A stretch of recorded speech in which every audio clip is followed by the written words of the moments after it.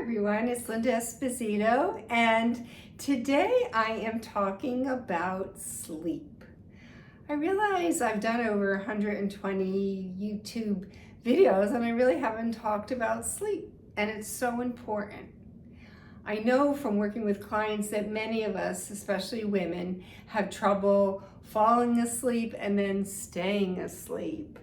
And I don't know why it is, is it hormonal? If some of us who have had children perhaps just got used to being half awake all the time in case one of our kids needed something or other. It's really hard to say, but I do know a few things about sleep, and I do know that it's important to have a ritual that helps you switch gears. So personally, what I do is by 9 o'clock, I really should even start a little bit earlier. I turn the TV off, or even if my husband's watching, I go in the bedroom, and the first thing I do is try to straighten things out. So put away any papers and just create a very Zen vibe. I guess that's the best way to put it. I open the window to cool the room off. I put the blinds down, of course, because I'm in New York City, so don't want people watching me. But I open the window, and then I turn the lights low, and I put my little reading light on. And I take my book out, and in fact, let me share with you, I've been reading this book, I should say rereading, on Cleopatra. And boy, she was a force. I am just very impressed with her and enjoying this book. It's actually my second read, but I read it over 15 years ago, so it's almost like I didn't read it.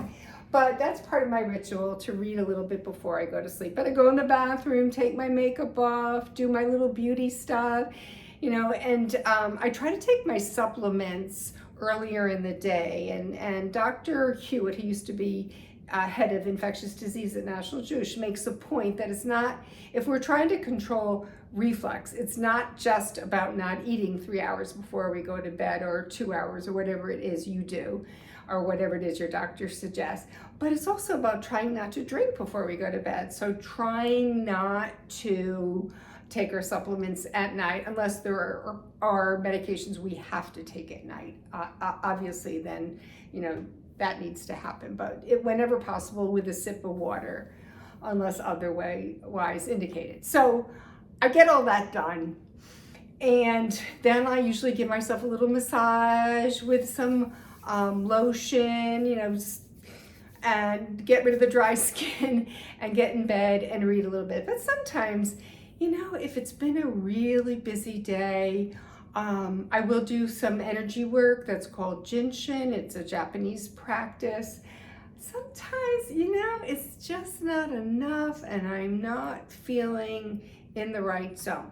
So what I do, so I'm just sharing with you that what I do on occasion, and of course, again, it's something to discuss with your medical team, but I take something called Rescue Remedy. It is just flower essences. It's been around for a very, very long time, and I've probably taken it for over 30 years, every now and then.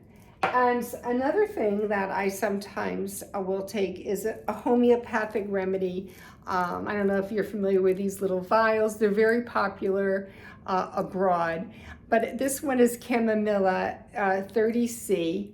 And you just put a few little pellets I put a few little pellets under my tongue, and I don't know, it works for me. So these are just little suggestions. It's important to get a good night's sleep. All kinds of stuff's happening in the brain. It's like clearing out the old stuff and making room for new stuff. So trying to get good sleep is really important. Sometimes people say, how long should we sleep?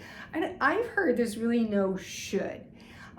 If you wake up and you feel well rested and not drowsy throughout the day, I think that's what's most important. Some people need 9 hours, some people need 6 hours. I tend to need about 6.5 to 7 hours, usually does me right. And then I do try to take a little nap in the afternoon when possible.